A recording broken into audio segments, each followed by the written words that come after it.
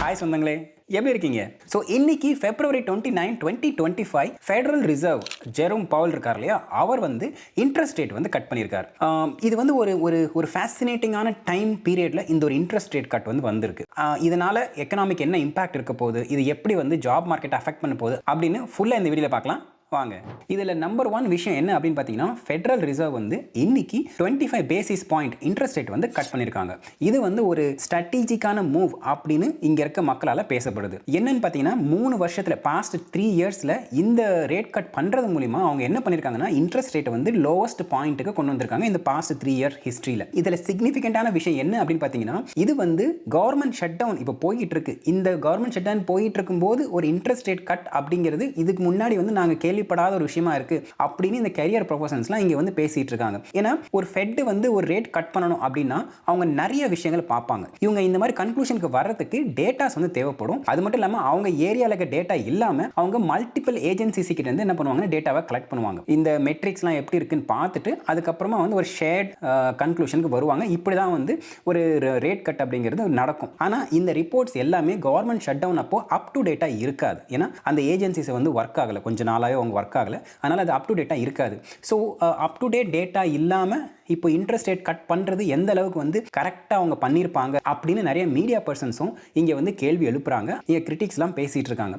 ஆனால் இந்த வாட்டி ஜெரோம் பவுல் பேசின அந்த மீட்டிங்கை நீங்கள் வந்து பார்த்தீங்கன்னா அதில் ஒரு முக்கியமான பாயிண்ட் வந்து அவர் மென்ஷன் பண்ணியிருந்தார். என்னன்னு பார்த்தீங்கன்னா, போன வாட்டி பேசும்போதெல்லாம் அவர் வந்து ரீசன்ட் ரிப்போர்ட்ஸில் இருக்க டேட்டாவை நாங்கள் பார்த்து ஒரு கன்க்ளூஷன் வந்திருக்கோம் அப்படிங்கிற மாதிரி அந்த வார்த்தைகள் இருக்கும். ஆனால் இந்த வாட்டி அந்த மீட்டிங்கை ஒத்து கவனிச்சிங்கன்னா அவர் என்ன சொல்லியிருக்காருன்னா, ரீசன்ட் டேட்டா அப்படின்னு சொல்லாமல் அவைலபிள் டேட்டா அப்படின்னாரு. விச் மீன்ஸ் தட் எங்களுக்கு இந்த பாயிண்ட் ஆஃப் டைமில் என்னென்ன டேட்டாலாம் அவைலபிள் இருக்கோ அதை வச்சு நாங்கள் ஒரு முடிவு எடுத்திருக்கோம் அப்படிங்கிற மாதிரி அவர் வந்து அந்த பேச்சு வந்து இருந்துச்சு. அது மட்டும் இல்லாமல் வந்து பிரைவேட் டேட்டாவும் கலெக்ட் பண்ணுவாங்க. அவங்க வந்து கவர்மெண்ட்டை மட்டுமே ரிலை பண்ணியிருக்க மாட்டாங்க.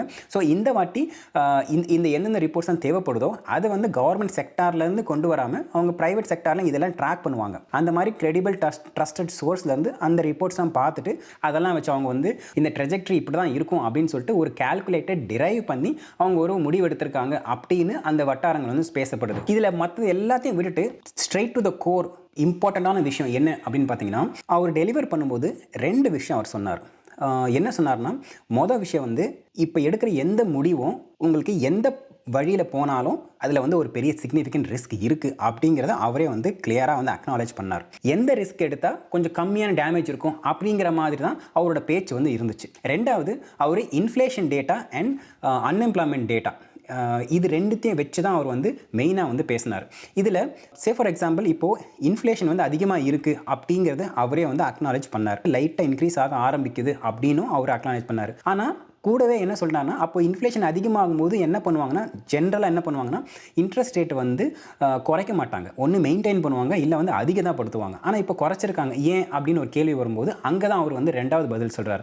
என்னென்னு பார்த்தீங்கன்னா, இன்ஃப்ளேஷன் டேட்டா மேலே போகுது, கரெக்டு தான், ஓகே தான், இந்த நேரத்தில் வந்து இன்ட்ரெஸ்ட் ரேட்டை குறைக்கிறது வந்து ரிஸ்கி தான். பட் இந்த பக்கம் பார்த்தீங்கன்னா அன்எம்ப்ளாய்மெண்ட் ரேட் வந்து ரொம்ப அதிகமாக ஆகிடக்கூடாது, ஆச்சுன்னா ரொம்ப வந்து கேட்டாஸ்ட்ராஃபிக்காக ஆகிடும் அப்படிங்கிறதுக்காக அதை குறைக்கணும் அப்படிங்கிறதுக்காக என்ன பண்ணுறாங்கன்னா இவங்க இன்ட்ரெஸ்ட் ரேட்டை குறைச்சிருக்கோம் அப்படிங்கிற மெசேஜ் தான் இன்னைக்கு டெலிவர் பண்ற மாதிரி அந்த ஸ்பீச்ல இருந்துச்சு. இதுல இருந்து ஒரு விஷயம் என்ன கிளியராக தெரிஞ்சுது அந்த மீட்டிங்கில் இருந்து அப்படின்னு பார்த்தீங்கன்னா, ஜாப் மார்க்கெட் வந்து இப்போது ஒழுங்காக இல்லை அப்படிங்கிறது மட்டும் தெளிவாக தெரியுது. ஏன்னா அவர் கோட் பண்ணும்போதே வந்து நிறைய வெளியெல்லாம் பார்த்தீங்கன்னா நேற்று கூட வந்து அமேசானில் 14,000 பேர் அவங்க வந்து ஃபயர் பண்ண போகிறோம் அப்படின்னு ஒரு நியூஸ் வந்துச்சு. அதுக்கப்புறம் இதர சில கம்பெனிஸ் எல்லாம் அவங்களும் வந்து சில பேரை வந்து ஃபயர் பண்ண போகிறோம், அதெல்லாம் வந்து பார்த்தீங்கன்னா 1000 இருக்குது. சும்மா வந்து 10-15 பேர் 100-200 பேர்லாம் இல்லை, 1000 இருக்குது. இது வந்து கொஞ்சம் நாளாகவே அப்படியே வந்து நடந்துக்கிட்டு தான் வருது. நீங்கள் ஒரு பெரிய கம்பெனி மாதிரி அமேசான் 14,000 பேர் அப்படின்னும் போது ஒரு பெரிய நியூஸ் ஆகிடும். ஆனால் பக்கத்தில் இருக்க ஏதோ ஒரு சின்ன கம்பெனியில் 200 பேரை வந்து அவங்க ஃபயர் பண்ணுறாங்கன்னா இது வந்து ஒரு பெரிய நியூஸ் ஆகாது. ஆனால் அந்த மாதிரி சின்ன சின்ன கம்பெனிஸ்லும் இந்த மாதிரி வந்து பண்ணிட்டு தான் இருக்காங்க. அதுக்கு வேரியஸ் ரீசன்ஸ் இருக்குது. ஸோ எதுவாக இருந்தாலும் ஜாப் மார்க்கெட் வந்து கொஞ்சம் கரெக்டாக ஸ்டெடியாக இல்லை அப்படிங்கிறது மட்டும் இங்கே தெளிவாக வந்து தெரிய ஆரம்பிக்குது. ஸோ இதை இப்படியே விட்டால் எங்கே வந்து வேர்ஸ் ஆகிடுமோ அப்படிங்கிறதுக்காக இது ஒரு டேமேஜ் கண்ட்ரோல் மெத்தட் மாதிரி இன்ட்ரெஸ்ட் ரேட்டை வந்து குறைச்சா நெகட்டிவாக இருக்கிற க்ரோத்துக்கு அதுக்கு நல்லிஃபை பண்ணும் அப்படிங்கிற நோக்கத்துக்காக இதை பண்ணியிருக்காங்க அப்படிங்கிறது தான் இங்கே இருக்கிற எக்ஸ்பர்ட்ஸோட ஒரு கருத்தாக இருக்குது. ஓகே, இப்போ வந்து 25 பேசிஸ் பாயிண்ட் குறைச்சிட்டாங்க. இதனால் வந்து இமீடியட்டாக என்ன இம்பாக்ட் இருக்கும் அப்படின்னு பார்த்தீங்கன்னா, இமீடியட் இம்பாக்ட் வந்து ஃபார் எக்ஸாம்பிள் கிரெடிட் கார்டு லோன்ஸ்லாம் நீங்கள் இருந்ததுன்னா அது வந்து கம்மியாக இருக்கும். மார்ட்கேஜ் அதாவது வீட்டு லோன் வாங்க போகிறீங்கன்னா அது இன்ட்ரெஸ்ட் ரேட் கம்மியாக இருக்கும். பர்சனல் லோன்ஸ் இந்த மாதிரி லோன்ஸ் வாங்க போகும்போது இன்ட்ரெஸ்ட் ரேட் கம்மியாக கிடைக்கிறதுக்கு வாய்ப்பு இருக்குது. ஸோ இது வந்து இமீடியட்டாக மக்களுக்கு கிடைக்கிற ஒரு நன்மையாக இருக்கும். பட் இது லாங் டேர்மில் நீங்கள் பார்த்தீங்க அப்படின்னா அவங்க பேசும்போதுலேருந்தே ஜாப் மார்க்கெட் ஒழுங்காக இல்லை அப்படின்ட்டு போன வாட்டியும் அவர் வந்து சொன்னார், இந்த வாட்டியும் வந்து அவர் சொல்லியிருக்காரு. ஸோ போன வாட்டி ரேட் கட் பண்ணும்போதும் இந்த வாட்டி ரேட் கட் பண்ணும்போதும் அவங்க வந்து கன்சிஸ்டண்ட்டாக இந்த விஷயத்தை சொல்ல வரும்போது மார்க்கெட் வந்து அது சரியாக வந்து லாங் டேர்மில் எந்த அளவுக்கு ரியாக்ட் பண்ணும் அப்படின்னு நம்ம பொறுத்திருந்து தான் பார்க்குற மாதிரி இருக்கும். அது மட்டும் இல்லாமல் இதில் என்ன ஆயிடுச்சுன்னு பார்த்தீங்கன்னா ஒரு இன்ட்ரெஸ்ட் ரேட் கட் பண்ணுறதுக்கு ஒரு ஸ்டெடி கிரவுண்ட் எங்களுக்கு இருக்குது அப்படின்னு சொல்லியிருந்தா கூட ஓகே. அவர் என்ன சொன்னார்னா ஜாப்ஸ் ரிப்போர்ட் வந்து ஆகஸ்ட் மந்த் இருக்கிற அந்த கான்க்ரீட் கவர்மெண்ட் டேட்டா இருக்கு இல்லையா, அதை வச்சுட்டு அதுக்கப்புறம் செப்டம்பர் மந்த் ஜாப் ரிப்போர்ட் அவங்களுக்கு கிடைக்கல. ஏன்னா அப்போ வந்து கவர்மெண்ட் ஷட் டவுன் இருந்ததுனால அந்த ரிப்போர்ட் அவங்க வந்து கிடைக்கல. அதுக்கப்புறம் அக்டோபர் மந்த் இப்போ போயிட்டு ரன்னிங்கில் இருக்குது. ஸோ இதெல்லாம் வச்சு பார்க்கும்போது ஒரு 2 மாதம் பழைய டேட்டா வச்சு அவங்க இந்த முடிவு எடுக்கிறாங்க. அந்த ட்ரெஜெக்ட்லாம் கால்குலேட் பண்ணியிருப்பாங்க, அந்த பிரைவேட் டேட்டாலாம் பார்த்துருப்பாங்க. பட் இருந்தாலும் ஒரு கான்க்ரீட்டாக 100% இந்த டேட்டாவை ரிலை பண்ணுறோம் அப்படிங்கிற மாதிரி இல்லாமல் அங்கே ஒரு சின்ன ஒரு டவுட் அங்கே இருக்குது இல்லையா. ஸோ அதை வச்சுட்டு என்ன ஆகுதுன்னா